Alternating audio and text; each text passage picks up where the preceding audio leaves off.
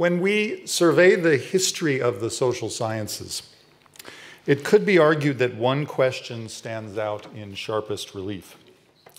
This is the question of self-reflexivity. By self-reflexivity, I mean the idea that any comprehensive theory of society must be able to explain the possibility of its own appearance. To clarify this idea, permit me to offer a preliminary definition. A theory of society can be defined as comprehensive when it claims to offer a portrait of society as a whole and refuses to break social reality into pieces that can be grasped with dissociated concepts.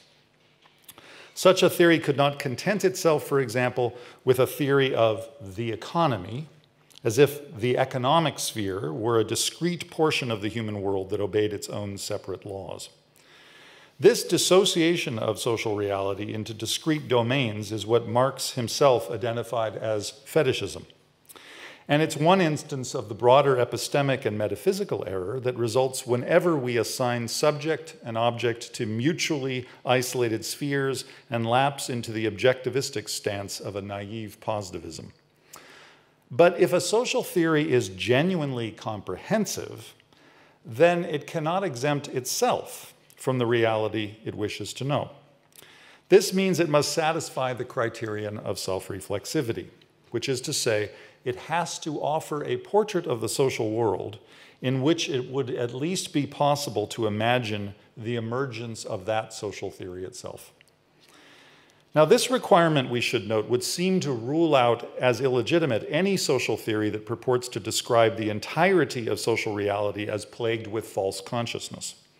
A totalizing account of false consciousness would suggest that no member of a given society has a clear view of what that society is actually like. But such an account would therefore fall into a trap of self-defeating relativism. It would mean that the social theorist could not exempt herself as a member of society from the charge of false consciousness, and her theory would thereby be robbed of any claims to truth. Marx himself was aware of this problem, which is why he tried to develop his critique of society as an immanent critique that sought to identify only internal features of the social world that pointed beyond itself to its future transformation. This readiness to see internal contradictions satisfied the requirement of self-reflexivity. Without internal contradictions, the Marxist model of social reality would have been flattened out into a seamless whole, and it could not have explained how any members of a given society could gain an epistemic grasp of its contradictions. In the Communist Manifesto, Marx and Engels expressed the self-reflexivity principle in historical form, charting the appearance of what they identify in the text as bourgeois ideologists, who have separated themselves from their own class and have, they say, raised themselves to the level of comprehending theoretically the historical movement of the social whole, which is to say, they identify themselves.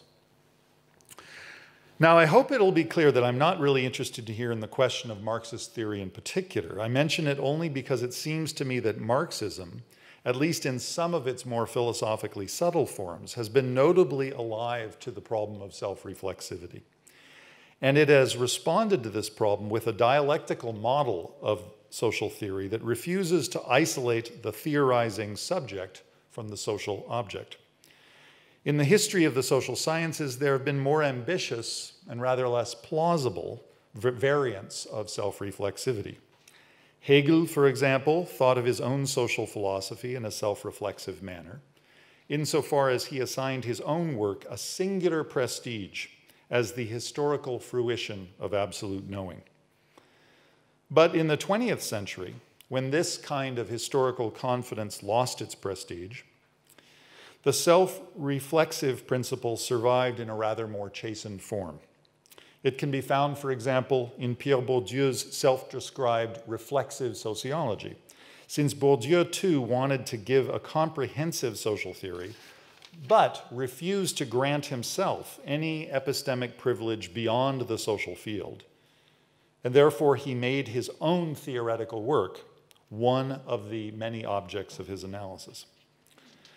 The transformation of the self-reflexive social theory from Hegel to Bourdieu is instructive, I think, because it tells us something about our own diminished confidence in the mind's power to reflect on its own social conditions. What had once looked like arrogance in Hegel's philosophy became, with Bourdieu, an exercise in epistemic modesty. Okay, now, if you're beginning to worry that these remarks have strayed a little too far from the topic of the conference, let me assure you that the problem of self-reflexivity was a central concern to Adorno, Horkheimer, and the other affiliates of the Institute for Social Research. In his 1937 essay, Traditional and Critical Theory, Horkheimer brought all of his philosophical energy to bear on this problem, and he insisted that no theory of society could claim to be genuinely critical if it did not understand itself, self-reflexively, as part of its own social world. No social theory can absent itself from its own description, since description itself is a socially embedded practice.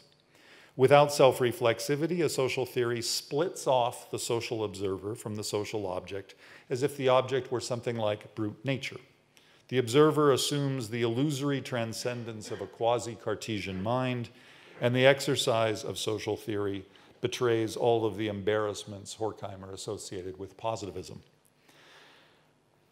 Now, for historians of the Frankfurt School, Horkheimer's Philippic against what he called traditional theory has assumed a canonical status. When we wish to explain why critical theory was supposed to be dialectical, it is that essay, that early essay by Horkheimer, that may strike us as a convenient point of departure, chiefly because it lays out its distinctions with all of the dualistic clarity of a catechism. Traditional theory, Adorno writes, endows the social object with a false naturalism. Critical theory understands the social object not as a reified second nature, but as historically dynamic. Traditional theory, he goes on, awards the social theorist an epistemic privilege beyond the world he describes. Critical theory, by contrast, plunges the social theorist back into his own volatile reality. Traditional theory clings to the idol of value freedom, as if social knowledge could be dissociated from social interest. Critical theory, by contrast, shatters the illusion of a disinterested observer and assumes the full burden of responsibility for helping to build a truly humane world. This is the series of contrasts that structures Horkheimer's essay. It may strike us as appealing, though ironically it is a series of dualisms without dialectical mediation. Despite his philosophical acumen, Horkheimer shows no patience for the nuances of Kantian or Weberian variants of traditional theory.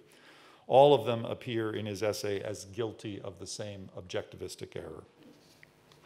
But permit me to set these concerns aside. For the purposes of this lecture, I just want to stipulate that responding to the question of self-reflexivity should be a requirement for any critical theory if it wishes to avoid the taint of positivism. My chief task here is to ask whether the empirical research of the Frankfurt School fulfills this requirement. And I will focus on the authoritarian personality, and even more precisely, on the contributions by Theodor Adorno. But the issues at stake are of broader significance, insofar as the Institute for Social Research, especially in its first generation, always sought to mediate between what they called social philosophy and empirical social inquiry. Since its earliest years under Karl Grünberg, the Institute had devoted itself to empirical research with a specific focus on the history of the labor movement. And even when Grünberg stepped down from the directorship and Horkheimer assumed his place, the broadly interdisciplinary character of the Institute was not abandoned, even though Horkheimer himself was inclined by both Denkstil and education to far more philosophical matters.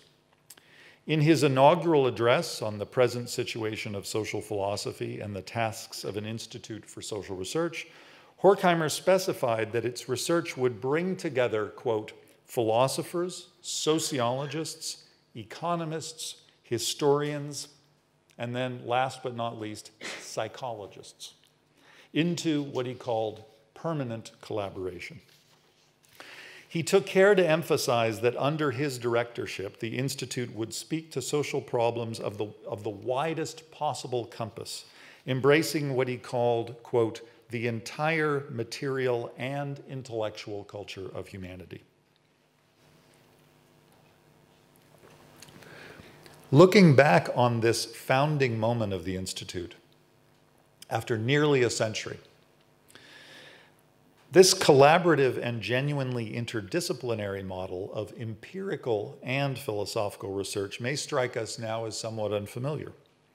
In the wake of Adorno's death in 1969 and Horkheimer's death only 4 years later, the empirical facet of the Institute gradually lost its preeminence, a shift that was due chiefly to the brilliant work of Jürgen Habermas, whose interests in questions of communicative rationality enhanced the quasi-transcendental aspect of critical theory and set it on explicitly normative foundations.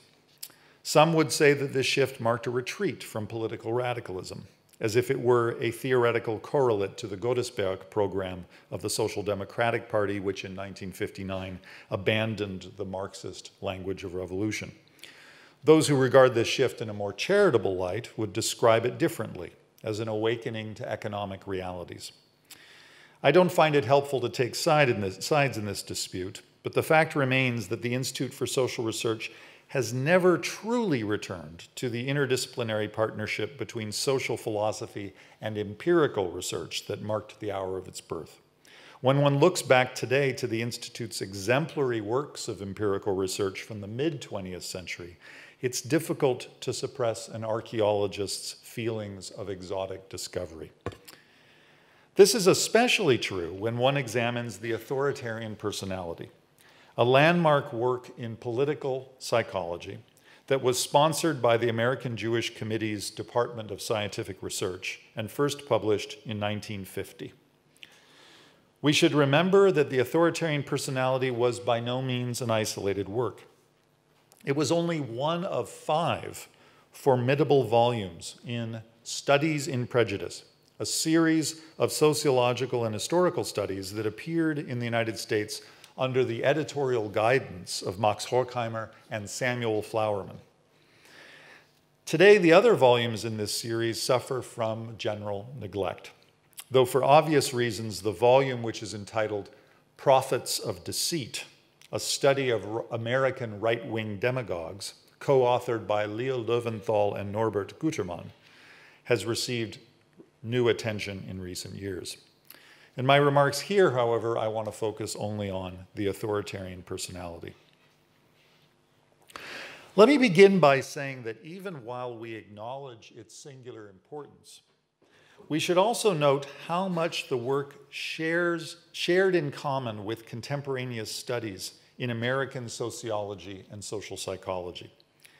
It so happens that the Authoritarian Personality appeared in the very same year as David Riesman's The Lonely Crowd, a sociological study that traced the rise of the so-called other-directed character, who was, according to Riesman, highly adaptive to modern bureaucratic systems, but who had lost the capacity for genuine autonomy. These 2 grim portraits of modern conformism formed the background to The Man in the Gray Flannel Suit, a 1955 novel by Sloan Wilson, which was later made into a Hollywood film. And in a similar genre, the sociologist William White published The Organization Man in 1956.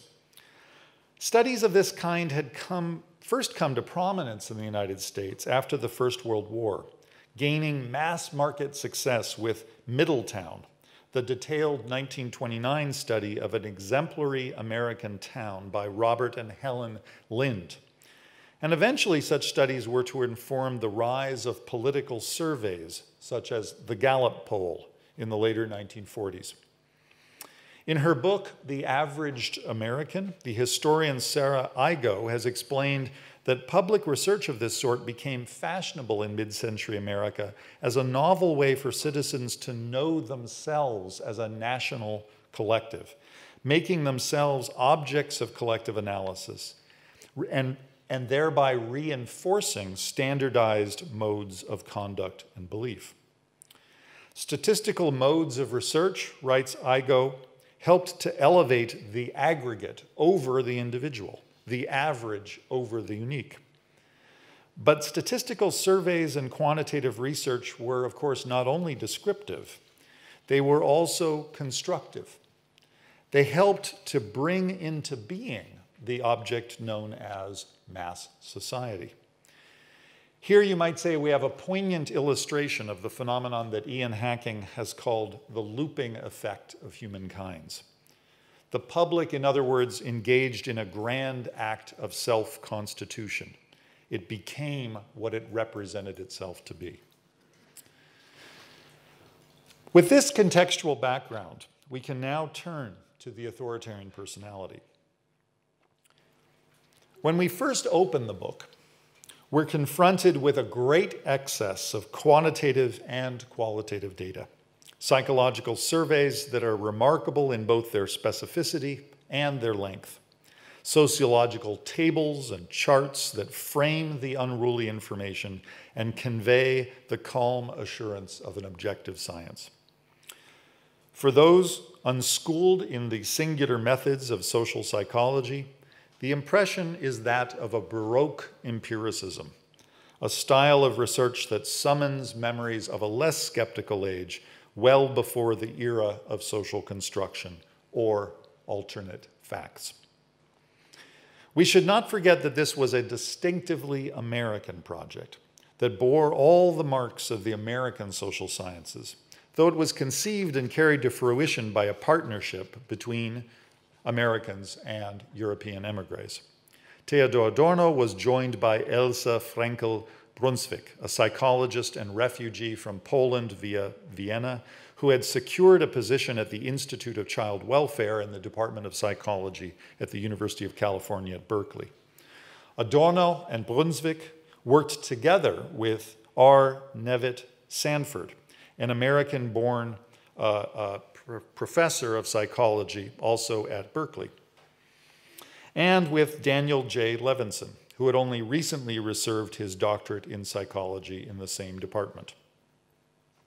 I feel it's wise to emphasize the American context of their research, since for those of us who have a special interest in the history of critical theory, the appearance of scientism in the authoritarian personality can seem rather jarring. One might be forgiven for asking how such a specimen of empiricist sociology, with its overt displays of social scientific rationality, could harmonize with the dark ruminations on scientific reason as set forth by Adorno and Horkheimer in Dialectic of Enlightenment just a few years before. The question has merit, not least because on several occasions Adorno expressed marked ambivalence toward developments in the American social sciences. Upon arriving in New York in 1938, he first found employment as a collaborator alongside Paul Lazarsfeld on the Princeton Radio Research Project, in which he witnessed firsthand what he called the, quote, superficial and misguided techniques of administrative research.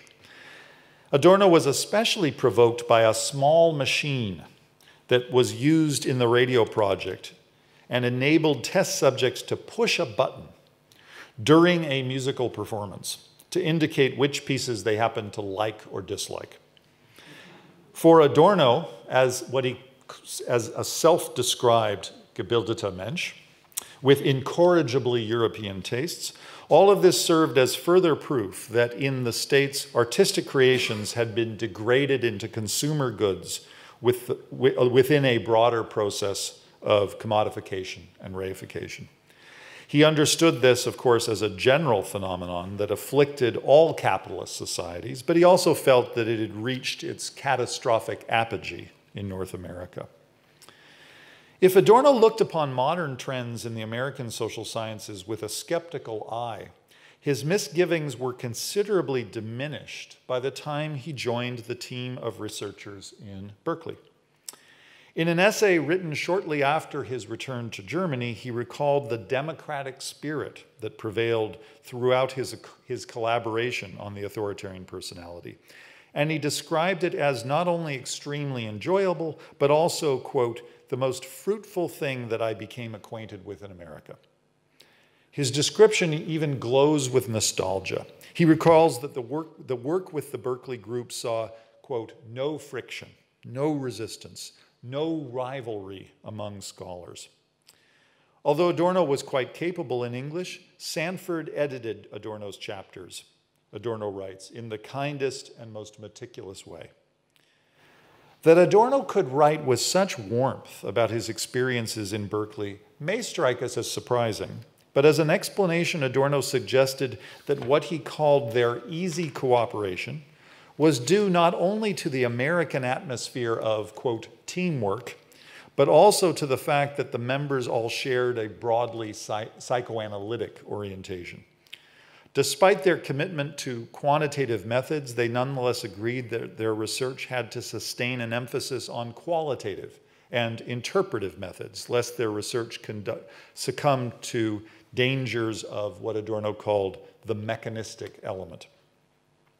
On this point, Adorno was especially emphatic in recalling the important contribution of Elsa Frenkel-Brunswick, whose efforts in developing a quantitative framework for her own clinical discoveries became a matter of controversy between the two of them. Still, the overall impression that remained for Adorno was that the experience of collaborative research in Berkeley exemplified a fruitful union between European psychoanalysis and American-style empiricism. His recollections suggest that the entire project was carried out in a spirit of freedom, as he called it, that owed something to the broader climate of intellectual creativity and freedom in America. Now, when we turn to the details of the study, what most stands out for us today is the boldness of its claims. But the claims are perhaps not quite as bold as we may think. The chief thesis of the book is that it should be possible to develop a psychological model of what they called the potentially fascistic individual. The potentially fascistic individual. The point deserves emphasis that this claim was not causal. The researchers resist the reductivistic view that fascism can be redescribed as a psychopathology, nor do they ever suggest that psychological factors are somehow the cause of fascism. Avoiding all talk of unidirectional causality, they mean to identify what they explicitly call a correlation between the deep features of individual personality and the susceptibility of a given individual to fascist propaganda. In sum, they do not claim to offer a psychogenesis for fascism. On the contrary, they take fascism's worldly presence as a prior given. And they take care to say that the major influences on personality development occur in the context of family relations, though they are, they admit, profoundly influenced by economic and social factors. Broad changes in social conditions and institutions, they write, will have a direct bearing on the kinds of personalities that develop within a society. Their research then seeks to identify correlations between individuals and sociological factors. And this means that they are trying to identify features of personal psychology that do not offer a psychological etiology for fascism, but only explain an individual's heightened, quote, ideological receptivity to it. Once we recognize these qualifications, we must conclude that Horkheimer and Flowerman indulged in a serious overstatement when they wrote in their preface that the book identified, quote, the rise of an anthropological species. That may encourage the impression that the study presents fascism as the political precipitate of a pre-existent psychology or anthropological type. If this psychogenic interpretation were actually the case, we might indeed feel tempted to dismiss the entire book as an exercise in depoliticizing fantasy, as if empirical factors such as economic and institutional destabilization had played no role in preparing the terrain for fascism's emergence in Europe. It's no doubt true that any appeal to the psychological can carry a risk of reductive psychologism. But closer scrutiny of the book shows us that it scrupulously avoids this trap by attending to the non-reductive and dialectical interplay between the social and the psychological, neither of which are granted any kind of mechanistic or causal primacy. We shouldn't forget that under Horkheimer's guidance, the Institute for Social Research pursued a genuinely interdisciplinary study of authority, a fact that Katja Janel has made into the organizing theme of her comprehensive book, Autorité et Émancipation. As Janel explains, authority was, quote, a central object of the Institute's program from the early 1930s and well into the 1950s. And it was studied as a composite social and psychological object. A strong resistance to psychogenetic reductionism is immediately evident when we read Adorno's Remarks on the Authoritarian Personality, an essay that was not included in the published 1950 text, but that is now available in the new Verso edition of the book. All of the stimuli enhancing prejudice, writes Adorno, and even the cultural climate are regarded as presuppositions. Their effect upon our subjects is not followed up. We remain, so to say, in the realm of reactions, not of stimuli, end quote. In his published reflections on his experiences as a European scholar in America, Adorno was even more emphatic on this point. He writes that, we never questioned the primacy of objective factors over the psychological. He further laments the misunderstanding, as he calls it, that the authoritarianism study meant to explain fascism on a, quote, subjective basis, as if it subscribed to what he calls the error that this politico-economic phenomenon is primarily psychological, end quote.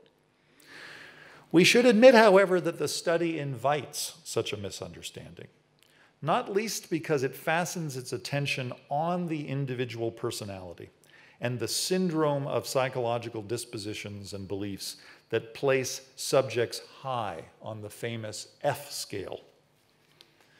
Here, the very notion of a scale may very well mislead us, since we think of a scale as a field on which to plot individual data points. Nothing could better encourage the optical illusion of liberal atomism, the view that individual subjects are ontologically and characterologically prior to the group. The overwhelming quantity of personal detail, especially as gleaned from the qualitative interviews, surely encourages a sense of witnessing a politics in embryo, the emergence of a mass movement from the aggregation of individuals. So what I'm suggesting here is that visually, even the plotting of individual data onto the scale encourages that thought of the priority of the individual and the psychological over the collective. But this reading is based on what Adorno himself, in his unpublished remarks, called a democratic misunderstanding of the study's empiricist method. In his remarks, Adorno seemed especially concerned with this problem. It made little sense, he said, to locate fascism in the individual psyche, he reasoned, because fascism was the political fruit of an increasingly standardized social order, in which the very category of the bourgeois individual was losing its relevance. The study was therefore caught in an ironic posture, using psychoanalytic techniques to identify individual syndromes, just as the individual, the original object of psychoanalysis, was starting to dissolve. All the same, what fascinates us most of all in the authoritarian personality is not its positivistic veneer. In his recollections of the study, Adorno boasts that he and his colleagues were familiar with what he calls American procedures. But he hastens to add that the study, quote, did not attempt to conceal itself behind the customary facade of positivism in social science, end quote. Instead, it displayed a character that he called original, unconventional, and imaginative. In developing the F scale, F for fascism, the research team permitted themselves to be guided by what Adorno calls a playful impulse, which Adorno notes is a necessity for all intellectual productivity. Much of this is no doubt due to the fact that the 4 members of the research team shared in common a devotion to psychoanalytic principles, a methodological orientation that discouraged any facile appeal to statistics and drove them toward far deeper questions of personality, with all of the inherited stress on the formation of character in earliest childhood. The result is a work that bears only the most superficial appearance of quantitative data analysis until one plunges into the qualitative interviews. The most arresting portions of the book are not the charts or tables, but those moments when we are confronted with personal exemplars of the authoritarian syndrome, together with specimens of those individuals who seem most resistant to this syndrome. We might even feel tempted to read the study as a kind of long and rambling Dickensian novel that is overpopulated with striking characters, all of whom are scrutinized by quasi-omniscient narrators who regard them by turns with admiration or disdain. I don't wish to take that comparison too far, but I do want to place great emphasis on one point. The entire study is organized around the logic of a scale that reinforces a basic distinction between an individual who scores high on potentiality for fascism, or susceptibility to fascism, and an individual who scores low, meaning they're not very susceptible to fascism. This distinction is already implied by the very presentation of test subjects along a continuum. Over 2,000 extensive questionnaires were distributed to test subjects, most of whom lived in the San Francisco Bay Area and Los Angeles. And you might be surprised to learn that people scoring high on the F scale would live in the Bay Area. But though others lived in Oregon and in Washington, D.C. All test subjects belonged to the white, non-Jewish, and non-immigrant middle class. The average subject had at least completed high school and was between 20 and 25 years of age. Their answers, when scored in accordance with a unique numerical system, placed them on several different scales. The AS scale to measure anti-Semitism, the E scale to measure ethnocentrism, the PE scale to measure politico-economic conservatism. Since the guiding purpose of the study was to discern a correlation between self-reported ideological commitments, those 3, and underlying personality structures, a final scale was devised that was supposed to correlate with these self-reported ideological commitments without explicitly mentioning political ideology. Clinical material was gathered, therefore, that indicated subjects' attitudes toward, quote, family, self, sex, interpersonal relations, and moral and personal values, end quote. This scale involved ranking a subject's degree of agreement or disagreement with a wide variety of statements as listed on Form 78. For instance, let's take a question, question 65, quote, "It is entirely possible that this series of wars and conflicts will be ended once and for all by a world-destroying earthquake, flood, or other catastrophe," end quote. And then you have to offer your assent or your disagreement. Or here's another one, question 47. No insult to our honor should ever go unpunished, end quote. Ranking the subject's responses to such questions permitted them to be plotted on the F scale. Those subjects who scored in the upper 75% of the F scale were considered high scoring. Those who scored on the bottom 25% were considered low scoring. A research team then delivered the TAT, or thematic apperception test, to both the high scoring and low scoring groups. So only 50% of them actually took the TAT, the thematic apperception test. The guiding hypothesis of the study was that it should be possible to develop a portrait of an implicitly anti-democratic individual by demonstrating a correlation between personality type as exhibited on the F scale and explicit statements of ideological belief as reported on the others. Now, all of this would have remained at a plateau of great abstraction were it not for the fact that the authoritarian personality begins in its very first pages with contrasting portraits of two paradigmatic test subjects, who R. Nevitt Sanford introduces only by their fictitious first names, Mac and Larry. I will not dwell on the details of these subjects, except to note that at first glance, both were rather unimpressive individuals. Both are college-educated men who have performed in average ways in their studies. Both have a B- average. Mac is from San Francisco. Larry is from Chicago. Both are in their mid-20s and adhere to conventional political parties. Mac identifies with anti-New Deal Democrats. Larry with the Republicans. Mac aspires to be a corporate or criminal lawyer. Larry is studying business and has worked part-time in a tuberculosis sanitarium. Given their superficial similarities, what is most striking about Larry and Mac is their dissimilarity when it comes to details of self-reported political ideology. The whole task of the study can be summarized as a simple question as to whether the difference between Larry and Mac regarding overtly political ideology correlates with a difference in their ranking on the F scale.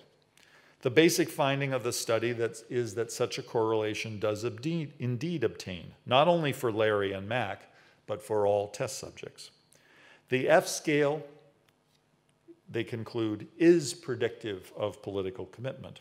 Or to put this differently, the F scale serves as an accurate measure of a given subject's potential for or susceptibility to publicly available fascist ideologies. More generally, this means that a given individual's susceptibility to fascist ideology can be anticipated by identifying a syndrome of psychological characteristics.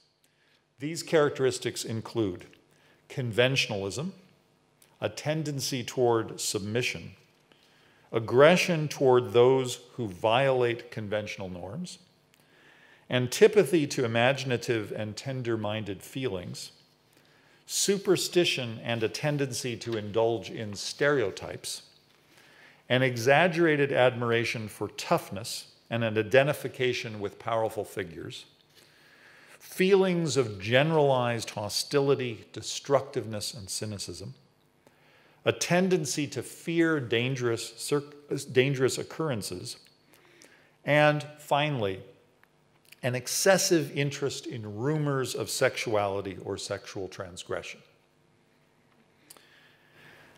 Okay, now that I've provided you with an overview of the study, I want to return to the question of self-reflexivity with which I began. The question can now be rephrased. If the various scales of ideology and personality are indeed comprehensive, in that they serve as an exhaustive map of possible political positionings in society, then we should also be able to locate the researchers themselves on this map, since they cannot exempt themselves from their own portrait of social reality. In opening this talk, I suggested that any theory that describes itself as critical must respond to the challenge of self-reflexivity. It might be asked why the authoritarian personality should be held to this standard, since the research study is not strictly speaking an exercise in critical theory, notwithstanding Adorno's important role as a contributor. But the fact should not be ignored that collaborative research often shows signs of divergent perspectives. And there are moments in the study when one can discern traces of that unique style of dialectical thinking that was Adorno's own signature. And this is especially so in the chapters that bear his name as sole author.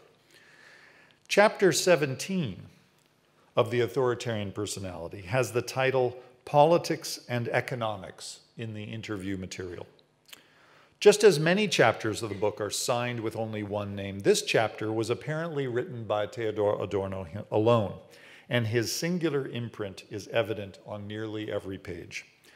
The task of this chapter 17 is to move beyond the uniform questionnaires and to look more closely at the qualitative interview material that is supposed to reveal the political and economic ideologies of individual subjects. It shouldn't surprise us that Adorno immediately raises doubts about the overall premise of the study, that one can draw a sharp distinction between low-scoring and high-scoring individuals. The cultural climate, he explains, has been standardized, and various mechanisms of social control and technological concentration have now molded public opinion to an unprecedented degree, such that everyone exhibits the very same standardization, and the distinction between low-scoring and high-scoring subjects begins to blur. Methodologically, Adorno explains, this finding is of greatest importance, since recognizing what he calls the overall pattern of standardization throughout modern culture means that the distinction between high and low cannot be taken as absolute. There are, he says, objective and supra-individual social forces operating in our society that span the distinction between high and low. The distinction must be relativized. Already we can discern in this argument an effort by Adorno to import into the research project a somewhat exotic concept that would seem to derive from his 1944 collaboration with Horkheimer on the philosophical fragments, known by their general title, Dialectic of Enlightenment. Here, the salient concept is that of the culture industry, which we know from surviving drafts was authored chiefly by Adorno himself. The misunderstanding persists even among critical theorists today that the culture industry is a term of restricted usage that designates only the degraded forms of art that circulate in the form of commodities.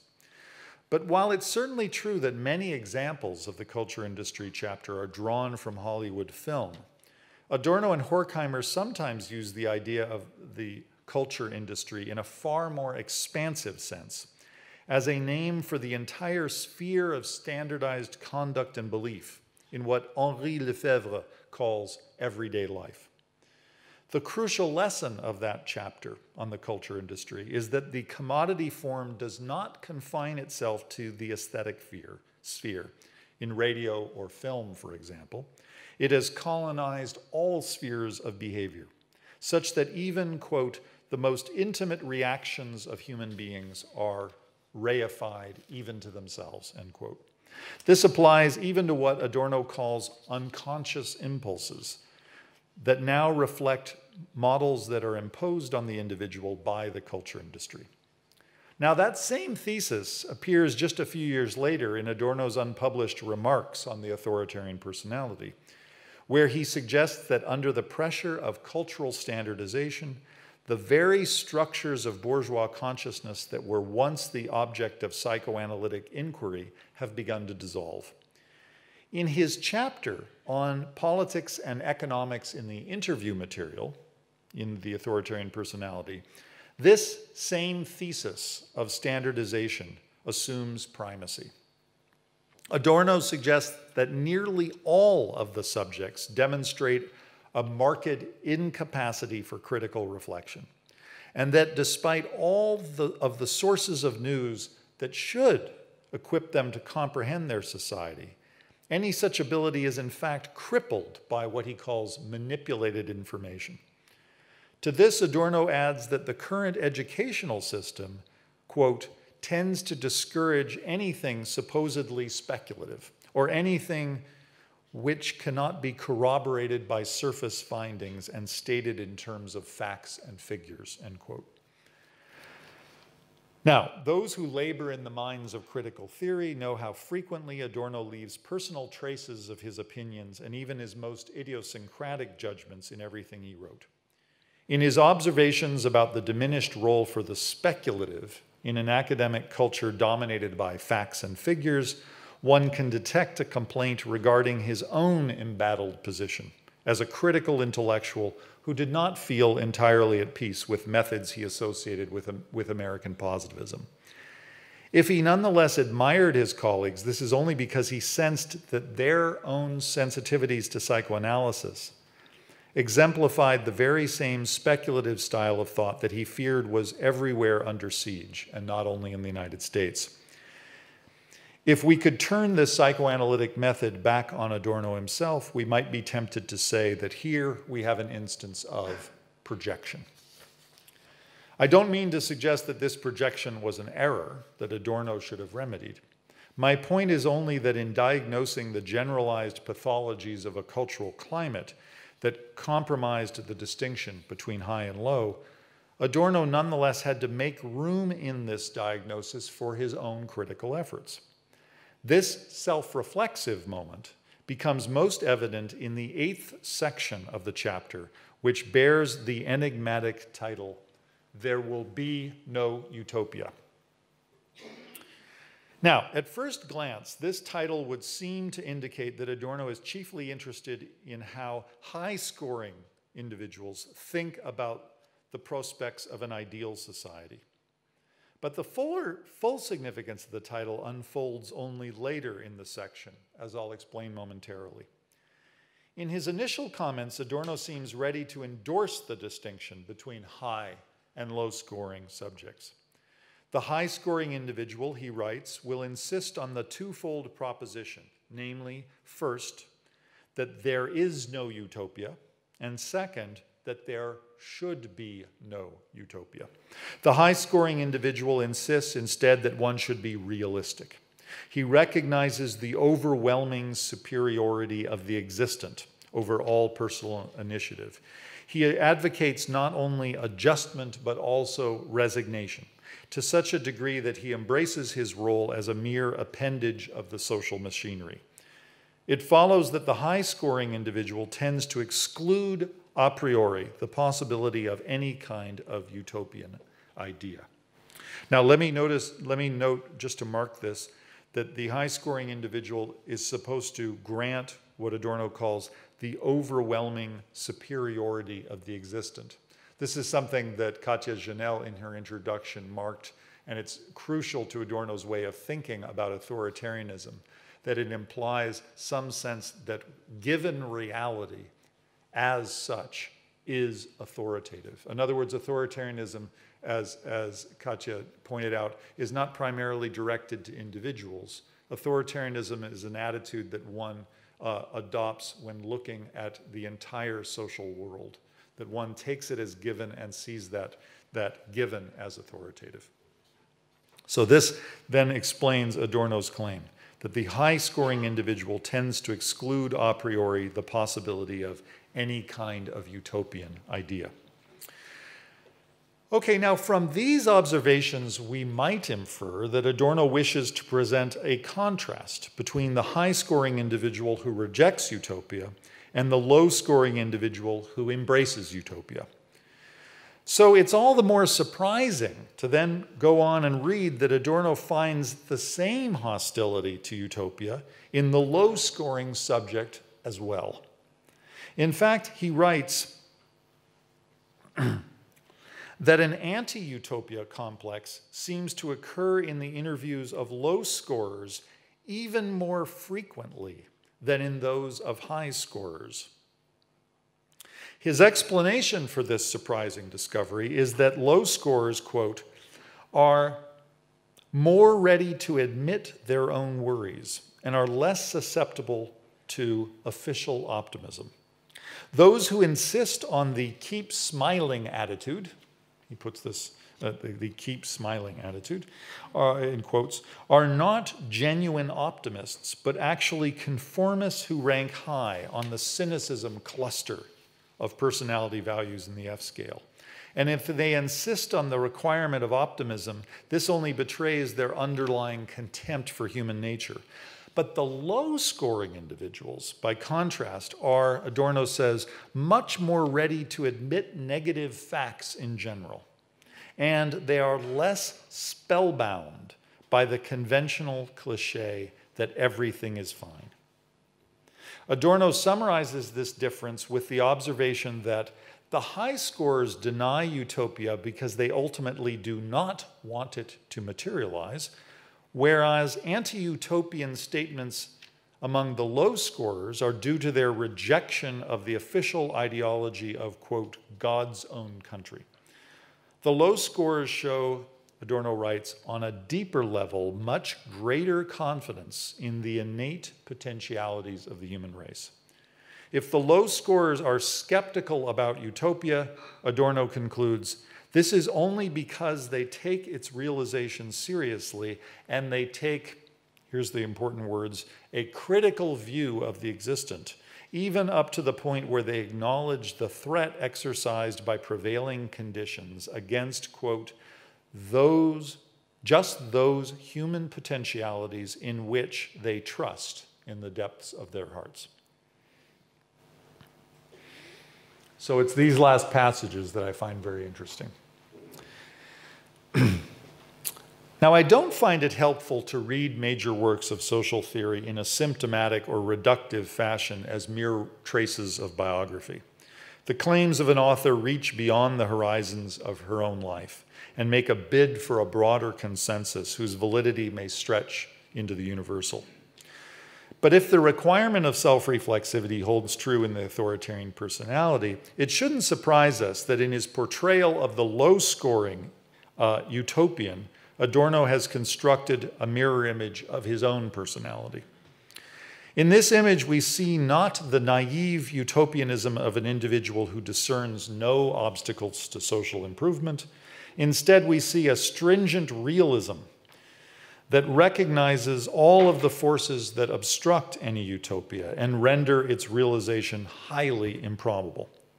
It is the image of an individual who sustains not utopianism without qualification, but instead a dialectic between realism and utopia, who, in Adorno's words, is not spellbound by given reality and readily admits negative facts, but nonetheless takes a critical view of the existent and cleaves, despite everything, to the unrealized potentialities of the species.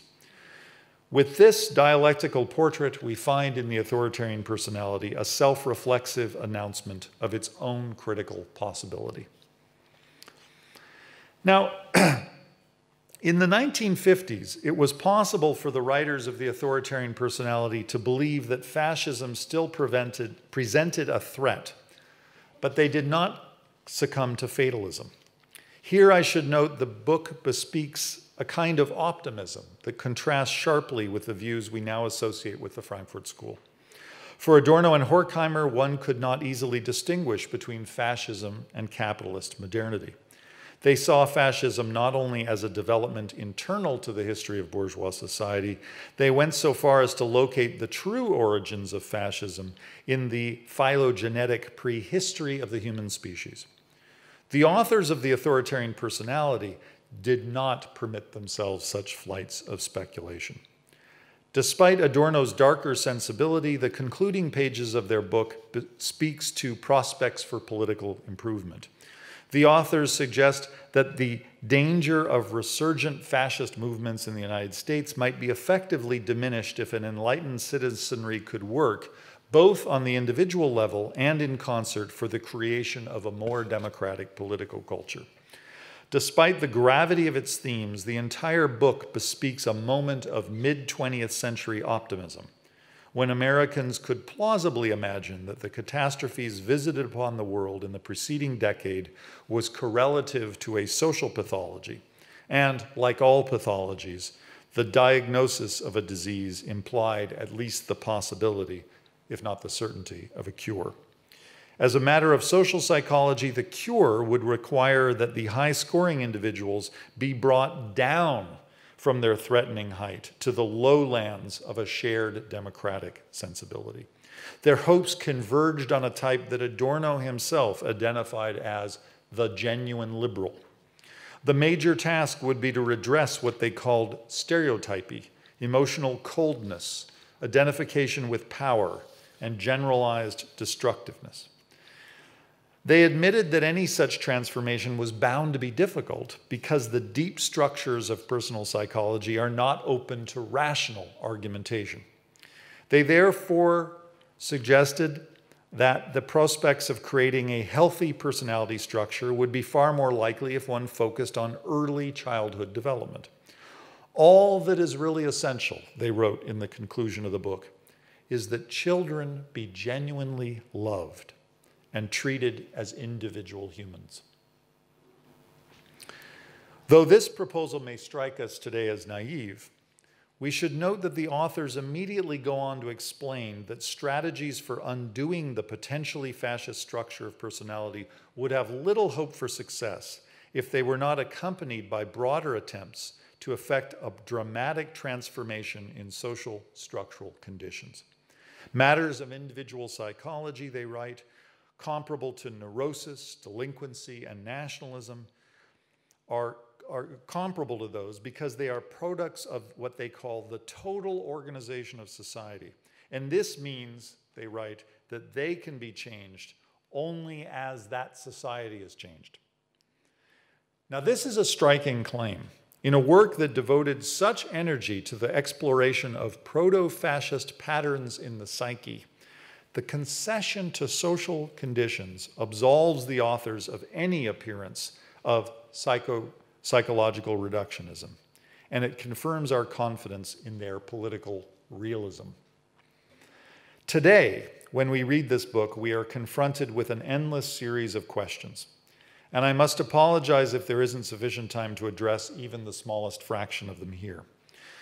But I feel it would be a grave error to end my remarks without offering some comment on the actuality of the authoritarian personality as applied to contemporary political phenomena. If we read the book as more than an historical curiosity, and I think we should, these are phenomena that concern us most. So I'll ask for your patience as I offer now a coda to my lecture on the relevance of the authoritarian personality in our current moment of democratic crisis. The question of relevance, of course, does not mean that all conditions have remained unchanged across time. History is not a field for eternal repetition. It is a theater in which we are constantly presented with the eruption of the unforeseen. And this brings me to the question, what, if anything, has changed today? I'll add a brief comment on three major features of the original study that merit further reflection. And these comments can be classified as first, psychology, second, ideology, and third, critique. So first, psychology. Let me recall Adorno's unpublished remarks from 1948, in which he expressed skepticism about psychological methods, a skepticism that is rather more pronounced than that he permitted himself in the finished book. I've mentioned already Adorno's opinion that psychoanalytic methods were valid only so long as the bourgeois self retained its integrity. In the remarks, he entertains the thought that the very structures of Freudian metapsychology, id, ego, and superego, were born at a distinctive moment of individualism in the history of the European bourgeoisie. But as this moment fell into eclipse, so too the structures that made the individual possible were beginning to disappear.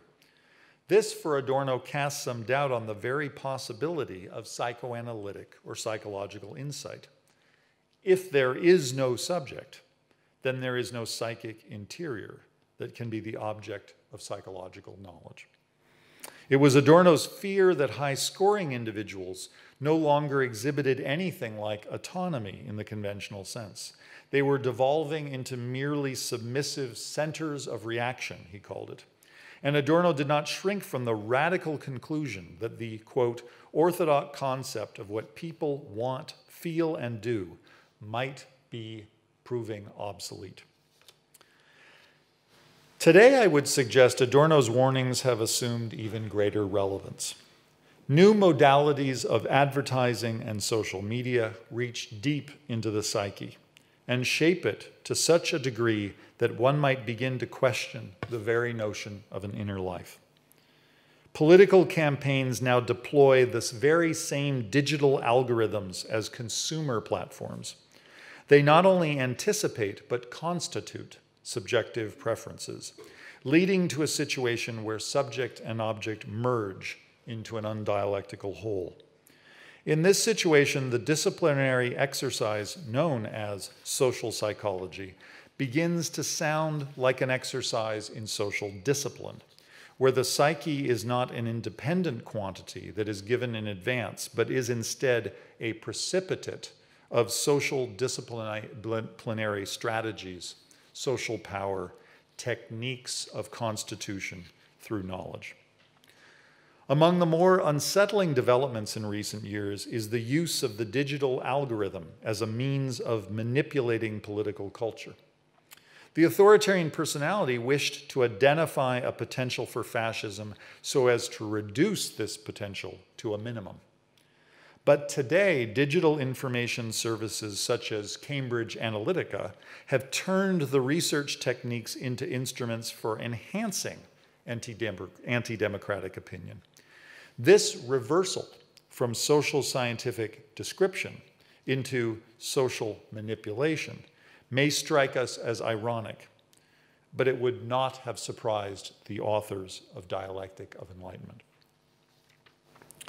Second, ideology.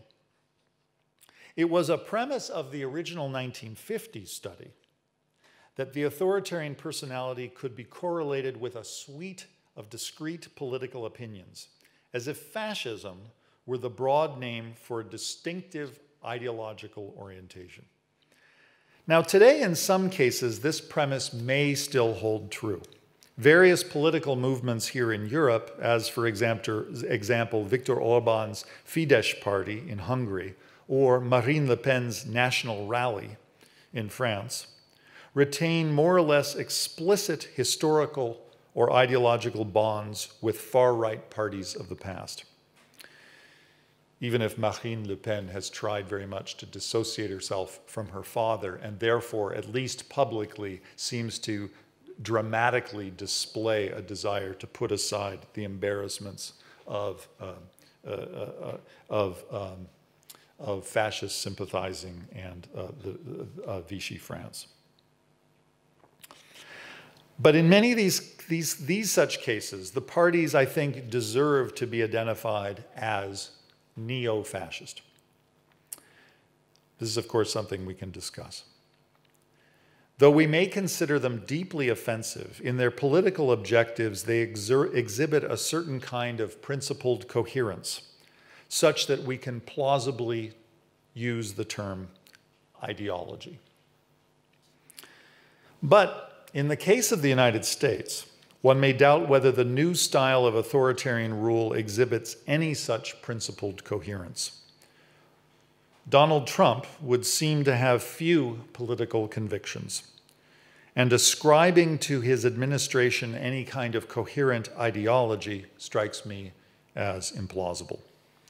The current White House moves with fits and starts, with vaguely defined policies that shift in obedience to the president's protean moods. If there is a consistency to his leadership, it lies in the consistency of his own narcissism as the one fixed principle in an administration that otherwise serves as a space of contestation for a variety of ideological agendas. Those who wish to speak of a neo-fascist tendency in the White House are not mistaken, but this tendency operates in an uneasy alliance with other ideological currents. internationalist neoliberalism, competes with nationalist protectionism, competes with right-wing evangelical Christianity, and among all of these contesting forces, it would be difficult to identify any stabilizing core were it not for the fact that racism serves as the common force of negative integration. All of these groups may disagree on many things, but they can all agree at least in their generalized hatred for a broadly defined racial and ethno-religious outgroup. These reflections move me to say that the political culture in the United States no longer exhibits the kind of coherence that allowed political researchers in 1950 to speak of ideology. What Daniel Bell called the end of ideology did not end in a liberal democratic consensus, as he supposed. It ended when the very phenomenon of ideology lost its relevance for a mass population that is frequently unable to express its own political convictions. A great many Americans today seem to be motivated not by ideological principle, but by wholly symbolic identifications and cultural styles that enjoy for them a greater reality over their lives than any formal statements of party platform. In the authoritarian personality, it was assumed that one could rank test subjects on an ideological map of liberal or conservative. Today, such a ranking would tell us little about citizens who cannot be relied upon to offer reports of their own political convictions, and whose ideologies correlate far more with what one might call cultural style. Such a cultural style is at once less coherent than ideology, but also less flexible. To explain the political culture of the United States today, I suspect that anthropology may be of greater value than political theory. And I'm even tempted to say that the kind of anthropology that may be most salient would be one that acknowledges the trans-species power of group solidarity grounded in irrational identification, in fear and submission, since this is a phenomenon that human beings share in common with all primates. Here again, we might recall the famous phrase that enlightenment reverts to myth. The authors of Dialectic of Enlightenment would not have found this surprising either. Third, critique. This is my third and final point. If one is inclined to skepticism about the meaning of both psychology and ideology today, this skepticism may also apply to the category of critique itself. The two trends I've just mentioned present us with a challenging situation where inherited assumptions about social meaning seem to dissolve. This dissolution is happening, I would suggest, on two fronts, both subjective, psychological, and objective ideology. Both the psyche and the political are now threatening to lose their substance, and in their stead we are witnessing the rise of what the novelist Zadie Smith has called the algorithm, a uniform space that marks the end game in the colonization of the life world. In this space, our inherited categories of political meaning are growing obsolete. And those of us who sustain an alignment with critical theory now find ourselves in an increasingly difficult position. When faced with a culture that is governed by a kind of generalized thoughtlessness, the critical theorist can feel more and more like an embattled minority.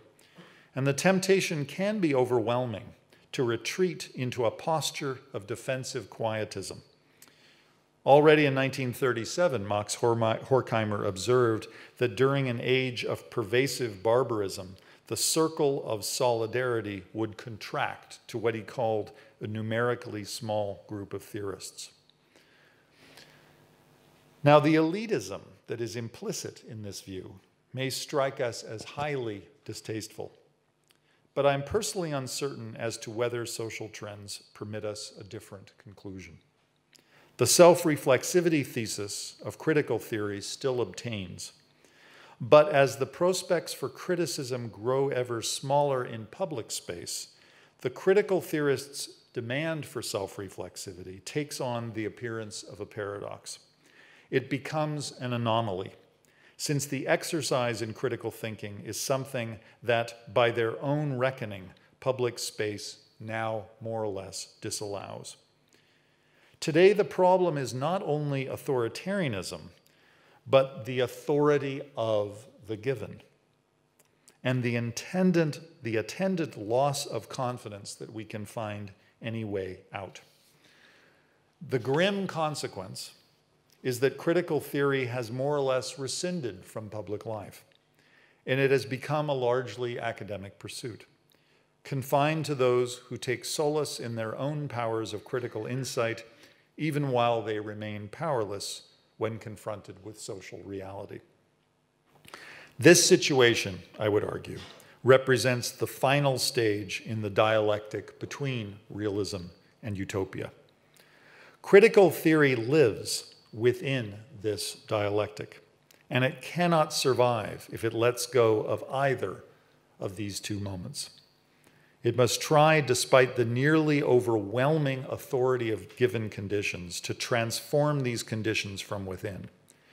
And it would betray its true purposes if it were to abandon its hope for bridging the divide between the reality that surrounds us and the utopia that sustains us in the depths of our hearts.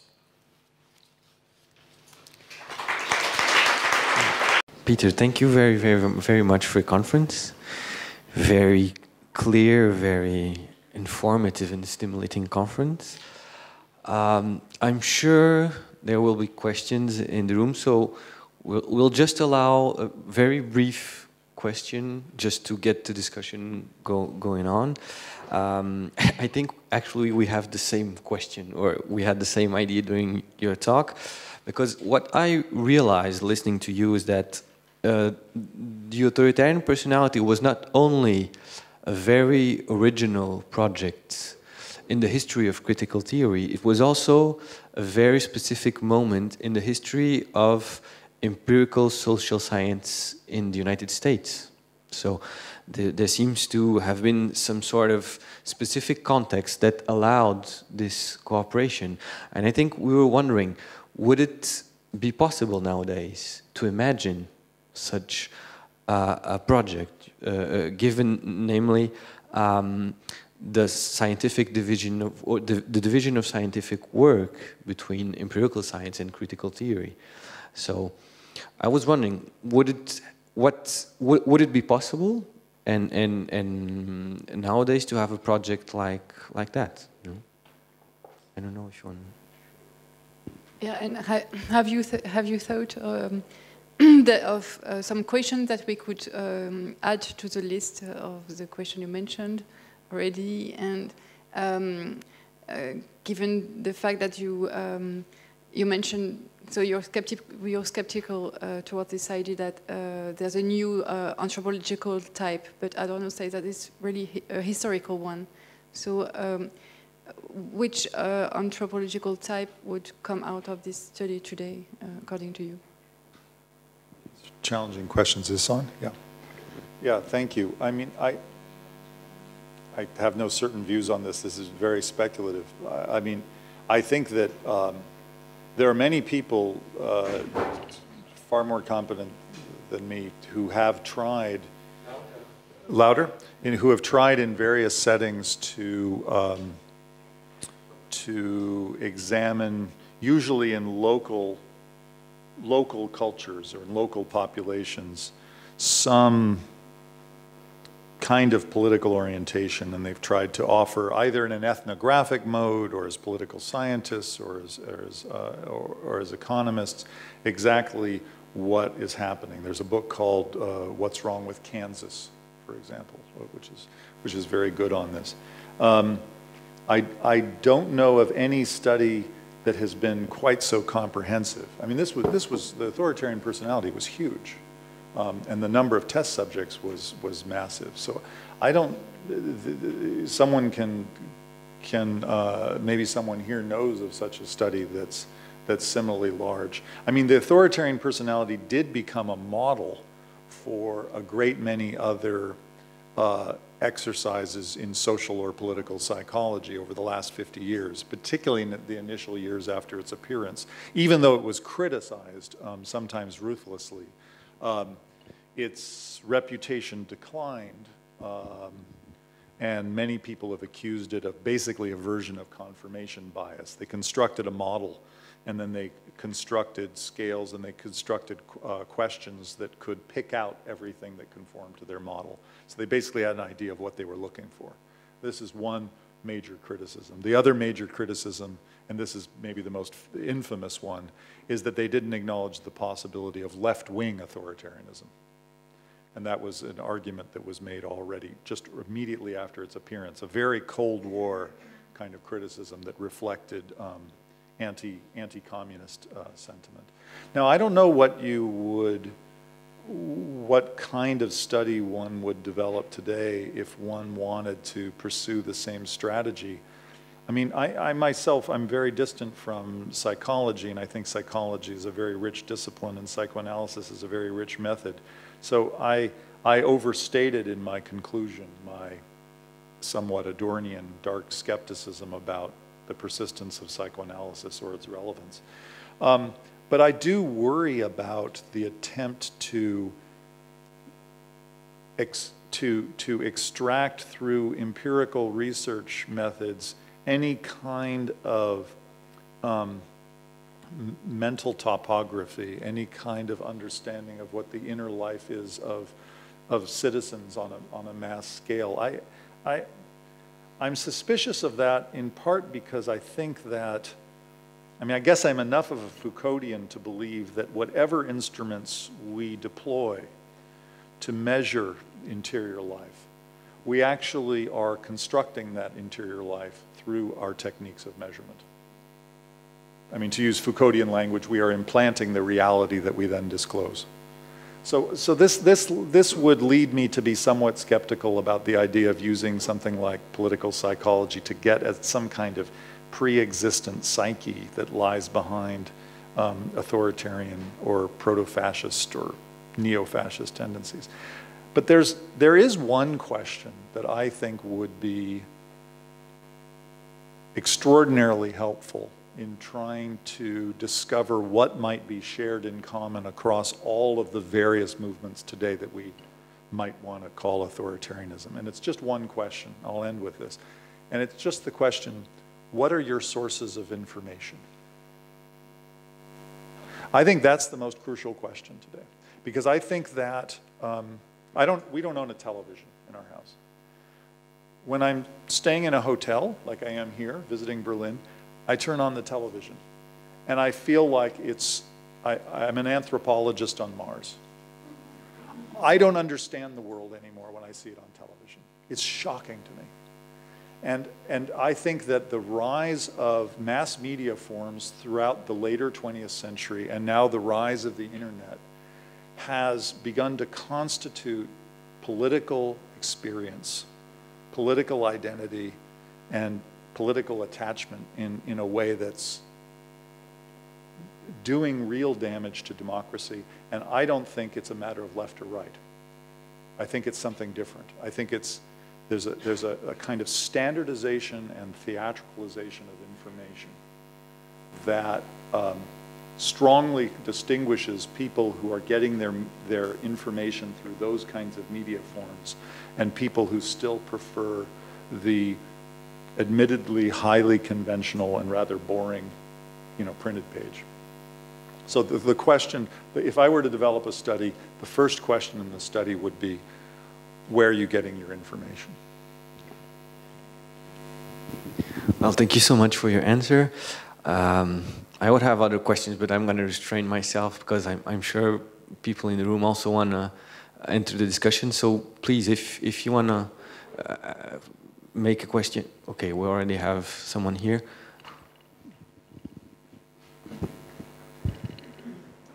Thank you so much. On this last count, let me ask a historical question, and I have to preface this by saying I don't know much about the history of the social sciences in the 20th century, but it seems to me that the interesting thing about the scene in the mid-century is that a lot of the really powerful research programs are in place already. So we do already have a political psychology in America, mostly shaped by Harold Lasswell around the concept of propaganda.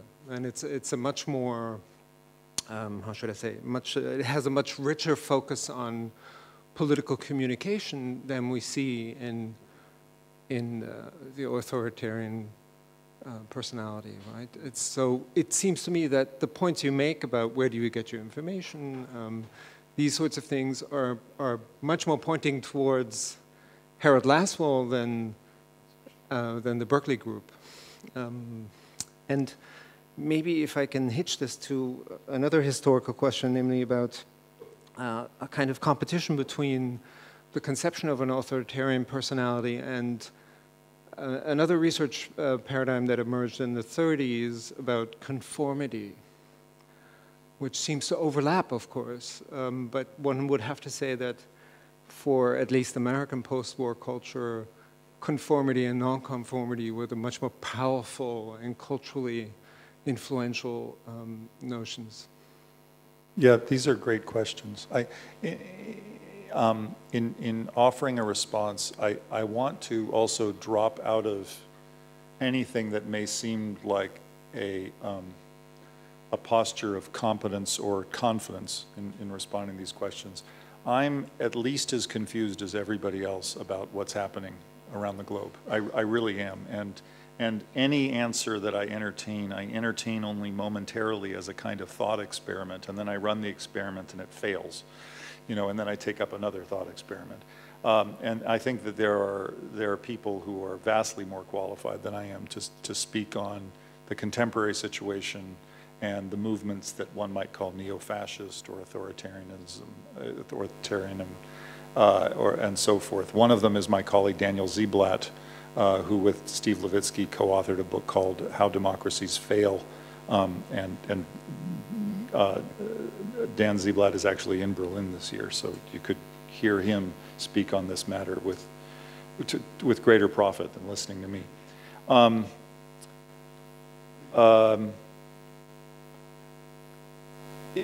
So to take your questions in turn, in terms of media forms, it's certainly true that the authoritarian personality says very little about, you know, the conduits of information, where are you getting your information. It's interesting, however, that Adorno himself was highly aware of this question. So going back to the Princeton Radio Listening Project with Lazarsfeld, who, by the way, had done interesting work on advertising and was actually involved in kind of early consumer product preference research. A kind of uncomfortable fact about Lazarsfeld, when we like to associate him with the Frankfurt School. And a brilliant graduate student who just finished with me, Charles Clavey, wrote a good dissertation which helps to situate Lazarsfeld, both in Vienna and the United States. In Adorno's work with Lazarsfeld, he was very attentive to the question of the mode of information, which is to say the radio, and how the radio as a distinctive way of hearing music structures our experience differently. And then later on in his study of Martin Luther Thomas's right-wing radio rants, Adorno was once again very attentive to the radio, and he took the radio very seriously and thought that it was a kind of threat to democracy.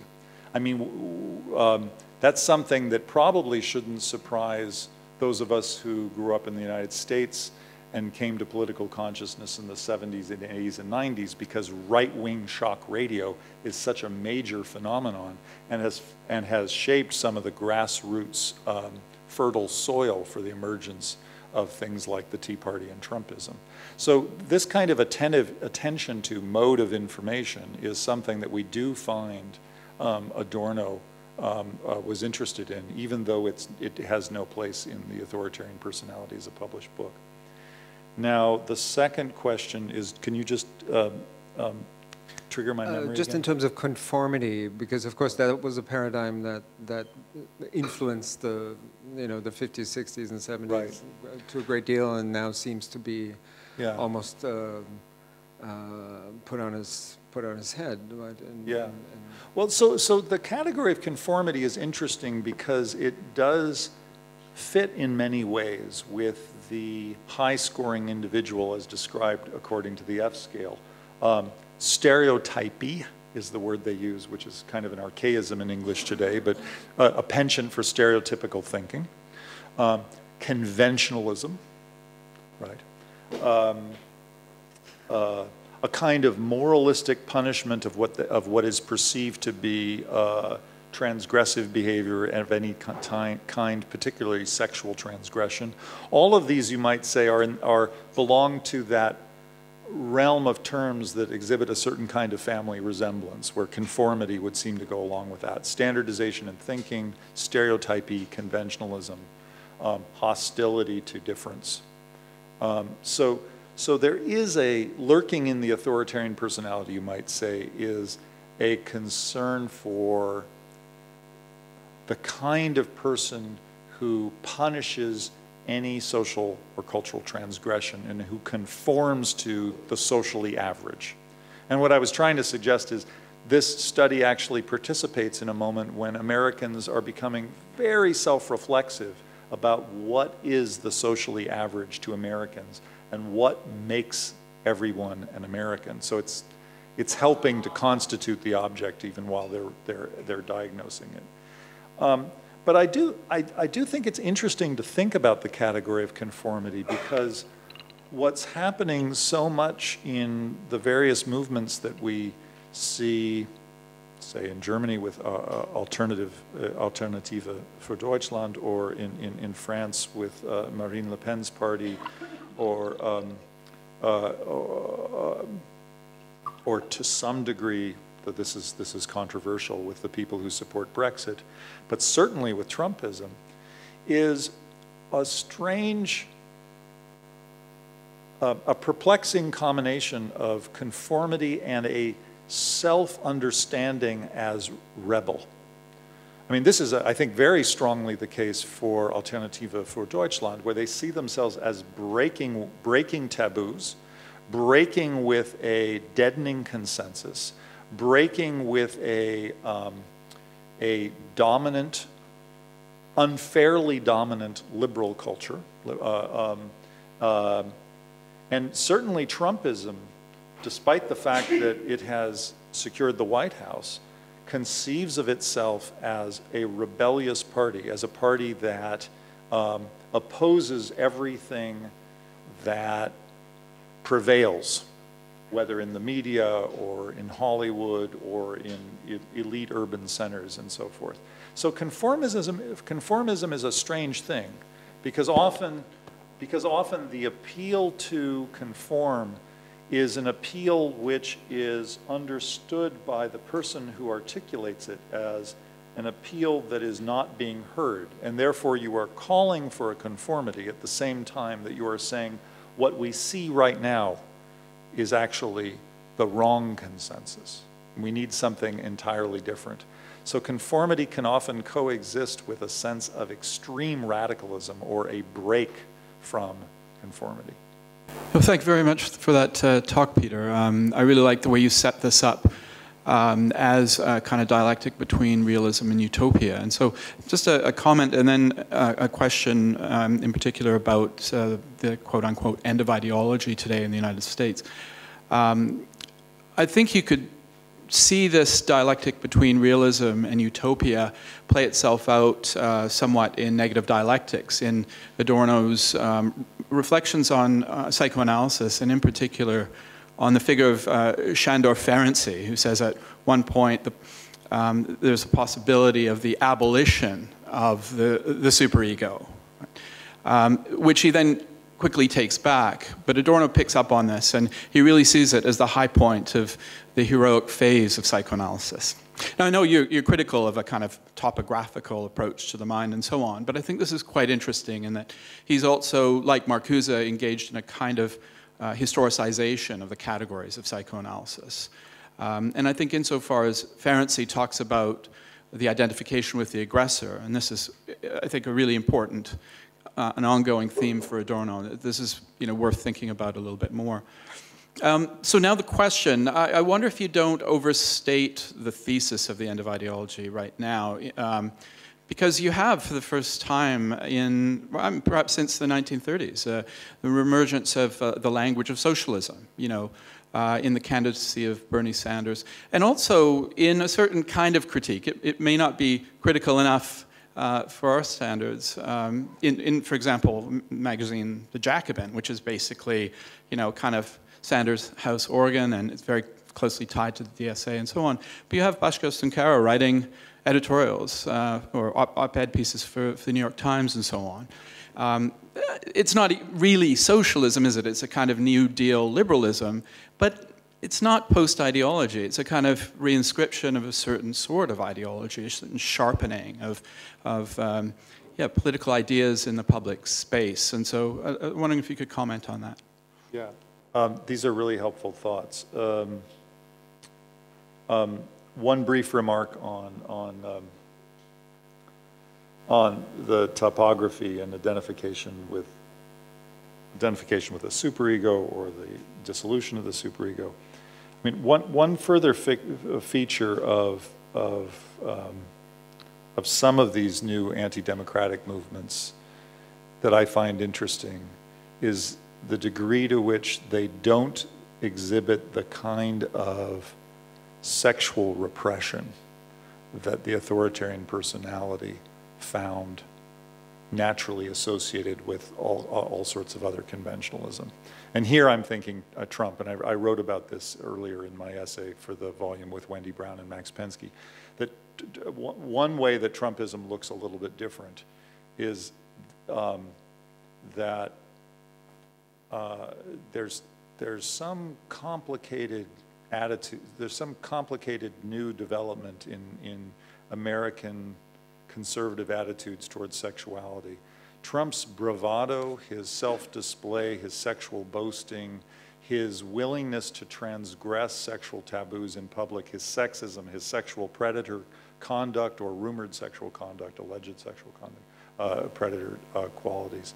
All of these are received in complicated ways by his followers, some of whom seem to actually delight in it because it's yet another way in which he seems to transgress or be not a figure calling for conformity, but a figure who's rebelling.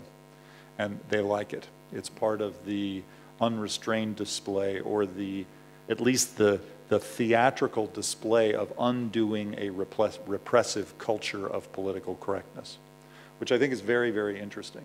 So at least he exhibits something that Adorno himself noted in his essay on Freudian theory and the pattern of fascist propaganda, where he said that one of the features that makes fascism very interesting is that sometimes it simulates, it doesn't actually do this, but it simulates the liberation of the id. And he had in mind Hitler, where Hitler would, in a way, theatrically perform losing control. He would work himself up into an angry lather when he was giving his speech. And this would look like someone just venting hatred and not trying to restrain himself, not acting like, Stresemann, not acting like a restrained, sensible politician, but acting like someone who's finally speaking his own hatred. And Trump has some of those same characteristics, but in a different mode. One of the things that was remarkable about him during the campaign was his candor when campaigning about the theater of campaigning. Something that set him apart and made him much more powerful than all the other candidates, because he would just name what was happening. He would say, my candidate here sweats too much, right? No one does that on a stage, but he would just name it. And so what I'm saying is he seemed to dismantle all the repressive apparatus. Turning the unconscious outwards. Yeah. That's how Adorno puts it. Yeah. Which is it's a great phrase for it. So this is just to say that I do think that Adorno was at least alive to some of these characteristics and could make very productive use of psychoanalysis for understanding it. Now, to come to your question, I think the answer is God, yes, I'm overstating the point. I'm overstating the point to a great degree. And, you know, I admire Sanders and Warren as well a great deal, and take these new ideological possibilities, these enunciations of something beyond the standard American consensus very seriously, and welcome them, and I hope they succeed. I would temper that kind of utopianism with the realism I just described, because I think that, you know, a vast number of Democrats, not just speaking of Republicans, but a vastly greater number of moderate Democrats find those kinds of socialist appeals not just improbable, but unacceptable. But I am overstating the point. I realize there's still room for maneuver. I realize there are still political possibilities. But I'm very concerned, and here I sound most Adornian, I'm very concerned at the way that even the articulation of those kinds of political possibilities or alternatives themselves are susceptible to immediate standardization. There's a way in which political opinions become all too predictable. There's a way in which identifying where someone lives, what their zip code is, what kind of clothing they wear, becomes immediately predictive of a whole suite of political opinions. And that kind of standardization is something that one can detect on the left as well as the right. And one can detect it just as well among Sanders or Warren supporters as anyone else.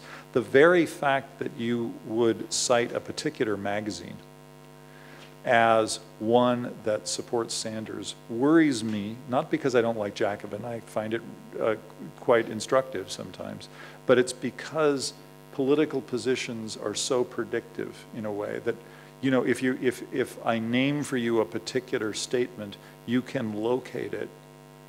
You can locate its institutional setting, and one knows immediately. Let's just put it this way. One knows immediately what the whole constellation of forces are in society that will be associated with that kind of ideological positioning. And this worries me in the same way that any other kind of standardization worries me. And I wonder if there's just something about the term ideology that, exactly, yeah, that is our name for that kind of thinking. It's what the Frankfurt School called ticket thinking, or the ticket mentality. And maybe it's just a condition of politics. And if so, I think, you know, God help us, but that's politics. And so maybe that's something we need to just accept, but it does worry me. Yeah, I was just going to say it's imminent to the category of ideology, what you just described. So yeah, no, thank you very much. Yeah, I'm interested what your answer is to the problem, what is about us today after the self is destroyed with the fascism and in the 50s?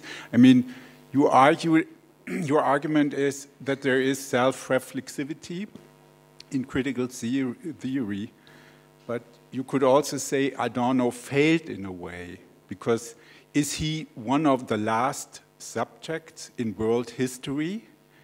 And what is with a post-fascist individual? Because these people are not any longer subject in that sense. And so, but Adorno gives no information about how he is thinking on it. The I is like a gang. Yeah, when you think of what he wrote in the Minima Moralia, so he has not a high appreciation of the subject. Yeah, and what is about us now? I mean, you know, because the subject is historically over, and yeah, and so yeah, this is what I wonder. And Adorno never made any clear explanations about what happens. So this is why so many people think he was in a way resignated, what I don't see, yeah, as part of a theory, but it is very often interpreted in that sense, you know. Yeah, thank you. So there are two ways to go with this. I'll just take them up in turn. One is to think about Adorno thought of himself and his own political efforts, and the second is what are we confronting today. So the first one first. I just mentioned this in a paper I gave yesterday.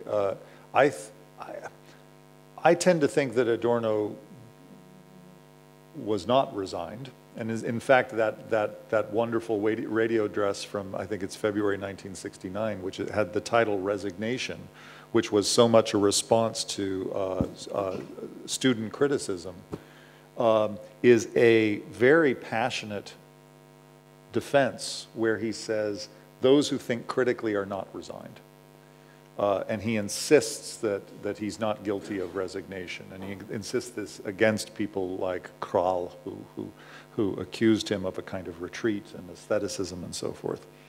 But more generally, his political activities in the Federal Republic after his return from exile exemplifies someone who believed very strongly in the possibility of democratic renewal. His critical efforts were not wholly negative, they were constructive.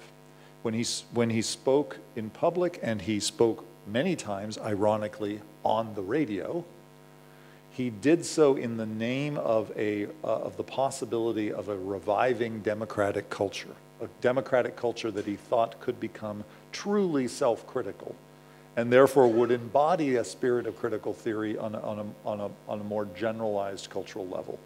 And I think that's a very, very important thing to remember about Adorno. It offers a corrective to the view of Adorno as, you know, living in the Grand Hotel Abyss, as someone who made darkness and negativity into his life slogans. So that's on Adorno's front. I think we can't understand Adorno properly if we paint him that way. We need to understand that he did believe in his own time in the possibility of democratic renewal. Now, as to the second point about, you know, the subject today, again, I stated this point in the conclusion in a rather hyperbolic way. It's partly because it's a thought experiment which allows me to pick out certain features of our current culture, and I do so by exaggerating them and then trying to name them in a particular way with the exaggeration. I think that kind of exaggeration can be helpful. I had a feeling of great sympathetic recognition when I read an essay just about a month ago, or maybe it was an interview with the novelist Zadie Smith, who I happen to like a great deal, where she described this new phenomenon that she called living in the algorithm. Or maybe she just called it the algorithm. But she thinks this is especially true of the younger generation, the new generations that's just coming into political consciousness in their late teens and their 20s today, who have really, who have grown up in a world that is completely saturated by the internet and that is dominated by new algorithmic forms that predict and constitute political and cultural positionings. And the way Smith described this is, I think, very helpful. I think it does describe something about the emergence of some new kind of, let's call it, collective subjectivity, which I do think distinguishes our world from the world before the rise of the internet. I don't want to blame it all on the internet. I'm not saying the internet's at fault. You know, people were smarter and more like individuals in my day. You know, I'm not that kind of curmudgeon. But there is something new happening. And it colonizes experience. And that colonizing of experience, I think, reshapes the self in such a way that what we call attention, what we call concentration, what even we call reflection, doesn't quite work in the same way that it did before. I know very little about this. I'm just commenting on other things I've read and things that I've seen. These are areas that are far outside my area of competence, but that's just a suggestion. I think there's a question here, and then there also, and then there. Maybe we stop after that. Okay. Professor Gordon, thank you very much for your lecture. I appreciate it a lot. The current theme of my, the theme of my current research is authoritarianism, and I come from Brazil, so I think some people know what's going on right now over there.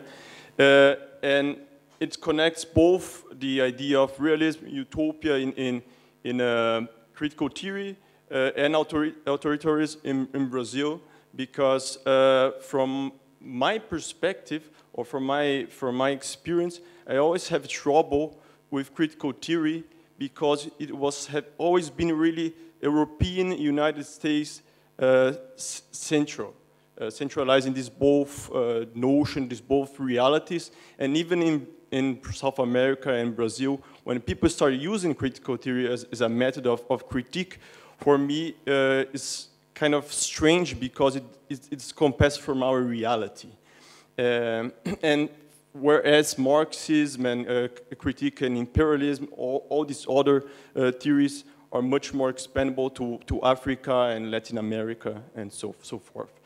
So you're saying something that I appreciate a lot, like a small part, but you said that the critical theory has lost, that's at least was my interpretation, its actuality. And I see that critical theory in the first generation had a really great actuality while was posing questions about fascism, about capital ruling, whatever, etc., etc. Whereas the other generations became really philosophical, posing questions about philosophical, sociological categories, detached from everyday life reality. And so my question is, maybe I'm exaggerating here in my interpretation, but is critical theory, broadly speaking, under transformation right now? Or how could it gain again actuality and centrality in critical theory discourse, is broadly speaking, that would go beyond Europe and USA? Okay, thank you very much. Let me, I should begin with a clarification or corrective. I didn't mean in any of my remarks to suggest something about critical theory's loss of actuality or its retreat from matters of political urgency. I'm someone who's learned an immense amount from people like Jürgen Habermas, Axel Honneth, Rahel Jaeggi, Rainer Forst, and others. And I mean, I think they're superb and gifted philosophers and also analysts of social pathology in our current life. So I didn't mean to suggest that at all. I can, however, understand why the urgency of more explicitly Marxist categories might seem to have greater relevance for someone who comes from Brazil and is worried about Bolsonaro and so forth. And I can imagine that certain features of even of first-generation critical theory might seem to be too closely tied to developments in North America, ironically. I mean, the category of the culture industry, after all, does reflect the experiences of Horkheimer and Adorno living in Los Angeles, just a few miles from Hollywood. My own talk itself is guilty of this in the sense that I am moved rather quickly from authoritarianism to Trumpism, as if all I'm doing is acting as an emissary for offering a political report on the United States, as if it's the center of the world. And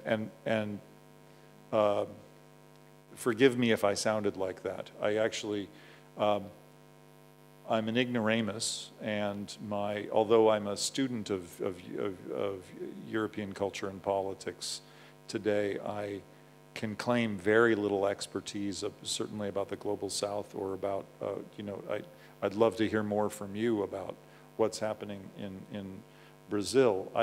I'm especially aware of the fact that the very categories of analysis that were developed in the authoritarian personality seem to have emerged hermeneutically out of the experience of American culture. And they may not map so perfectly onto phenomena elsewhere. That's one reason why I immediately turned to Trump at the end. I'm not entirely certain that all of the movements that we're seeing, these new right-wing anti-democratic movements, have a family resemblance, that they're all variants of the same theme. I'm really not certain of that. I did try to mention in my conclusion that I think movements like Marine Le Pen's Reborn National Front or Fidesz in Hungary seem more explicitly ideological than Trumpism. So that's one way in which I think there may not be a set of family resemblances here. But it is interesting, and here's a question for everybody. I mean, I don't have an answer to this, but it's part of the theme of this conference. What work does the term authoritarianism do that other terms maybe didn't do, like fascism or neo-fascism? They're not interchangeable. What work does the term populism do? I mean, they pick out certain characteristics and they dim down our awareness of other characteristics. I don't think, I'm only half convinced that Trumpism shares something in common with fascism, for example. You know, fascism, technically speaking, involves, for example, a paramilitary party that takes over the state. I don't think the Republican Party is exactly that, right? Fascism in power makes illegal all other parties. I don't think Trumpism has done that. There are certain resemblances and there are certain differences. So the term fascism may not seem to apply, and maybe authoritarianism seems general enough, or as Katja Janel pointed out in her introduction, it also seems vague enough to pick out a whole host of different political phenomena that we find distasteful. But it operates in a very uneasy dialectical tension with the term populism. Authoritarianism names, it seems, one figure as authoritative, whereas populism describes the people as authoritative. What's the relationship between those two terms? Is it always obvious that populist right-wing movements can cohere around one authority who they exempt from the quasi-democratic principles of populism? I don't know. So there's a host of terms that are kind of in circulation in our discussion, and I keep using them in a way as if they're interchangeable, but they're actually quite distinct, and there are lots of thoughtful people today who have different analyses who will recommend one term. You know, Enzo Traverso will speak about neo-fascism. Jan Werner Müller will speak about populism. Other people may be trying to revive the authoritarian personality who are alive to critical theory, will try to speak about authoritarianism, and they construct the political object and its pathologies in very different ways. Yeah, I just have I'm just wondering what you think about this, because I want to shortly get back to the aspect of cultural industry, because you talked a lot about standardization, and you have a fairly Adornian view on it, that it is in itself something I would maybe like that it has some kind of authoritarian potential in it. And I'm very interested in like early forms of cultural industry, for example, in the 18th century, that actually were very that had a very democratical effect in the public sphere. For example, like paintings of William Hogarth in London that everybody knew and that carried a certain critique of aristocratism, and that were very important for early liberal thought, for example, because of those cultural industry elements in it, that everybody could just relate to it. And you didn't need to have this bourgeois knowledge for it. And so my question is, isn't the problem with the public sphere in the US in this sense, isn't it more a problem that you could see coming up also in the situations where the political discourse kind of like crumbles into polarized sections? You have also like, you have the same phenomena, I think, in the phase that led up to the English Civil War, where all those factions couldn't speak with each other anymore because they had like narratives that were totally non-combinable. And this you see again, I think, in the US now. You see it very strongly. You saw it really, really intensely during the impeachment hearings, for example. So I don't see that as a problem of standardization. It is a problem of political polarization. And so, okay, I stop here. Thank you. Let me, however, draw a distinction between conditions for the possibility of a culture industry and the actual phenomena of a culture industry itself. I want to draw that distinction because the availability and common circulation of cultural artifacts like the Hogarth that you're describing strikes me as a condition for the possibility of a culture industry rather than the actual pathological formation of the culture industry itself. I think it's very important to keep those two things distinct. I'll tell you why. I think it's important to keep them distinct because when we think about the ideology of fascism, I think one standard view, which I think is an important view and right, is that fascism emerges as a pathology within democratic polities, right? You know, monarchy is not fascist. Monarchy is a mass movement that takes advantage of political forms and then, for example, once it's elected, shuts the door and destroys the democratic apparatus. So in the same way, democracy is a precondition for the phenomenon of fascism. And that's therefore in the same way that the kind of standardization you're describing is a precondition for the culture industry, or a condition for the possibility of the culture industry. But it's not the same thing. And therefore I would resist the idea that in the 18th century there was a beneficial form of the culture industry, right? I wouldn't say that in the same way that I wouldn't say we should damn all democracies because they have the potential to produce an internal pathology which becomes fascist. You see the point? I had a second response to what you were saying, but forgive me, my brain is so shot from jet lag.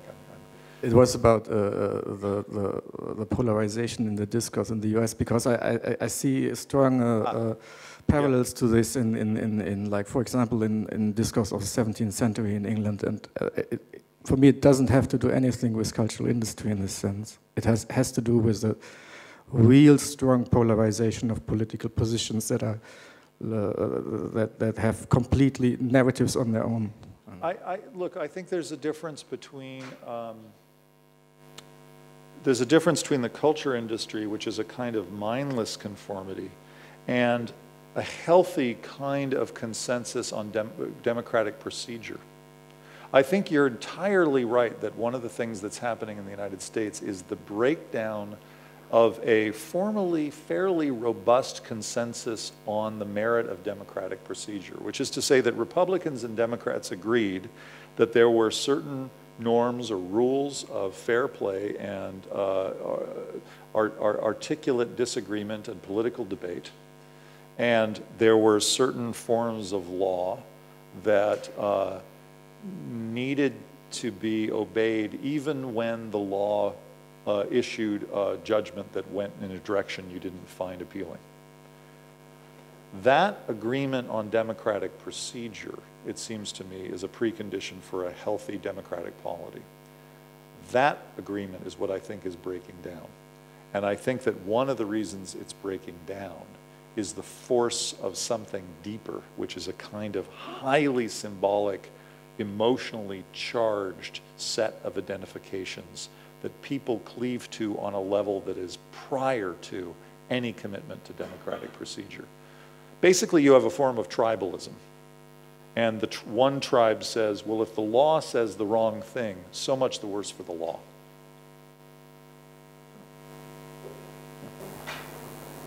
Yeah, thank you very much for this interesting talk. So my question is about art. And I mean, for Adorno, I guess, art as it was, or I mean, I guess the critical potential of art lay in the fact that it was negatively related to reality or the existing social practice. And on the other hand, it also became a Statthalter or representative of a better social practice, although not in a very immediate way. But yeah. So I guess if there is some sense of utopia, it somehow lays in art for Adorno. And now I'm wondering, I mean, maybe also you have a different reading of Adorno in that way, but I'm wondering if you would say that art still has this potential, or because you could say that in some way art then would be in its aesthetic form anti-authoritarian, right? So do you think art still has this potential today or not? No, I'm smiling just because it's a lovely question, and as the final question, it permits me to speak about something rather more appealing. Whenever I talk about Adorno and art or music, I like to preface it by saying that some of my closest friends are professional jazz musicians. More seriously, yeah, as we're coming into the 50th anniversary of the publication of the Aesthetische Theorie, so it's a nice moment to think back on Adorno's views of art and his very intriguing thought that that in a culture that has become so standardized, that has succumbed so much to the culture industry, there is still the possibility for what he called autonomous art, which pulls back with some sense of resistance as a sign of freedom in the midst of an unfree world, and also in its autonomy becomes a seismograph for social imperfection, that it begins to thematize social unhappiness, that it thematizes social struggle, that it thematizes social suffering. He certainly thought this about the Second Viennese School and their music.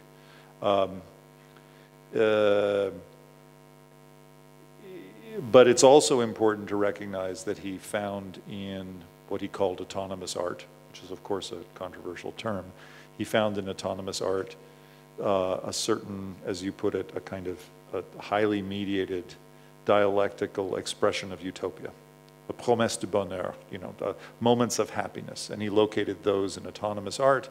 But he also believed that they survived elsewhere in society outside of art.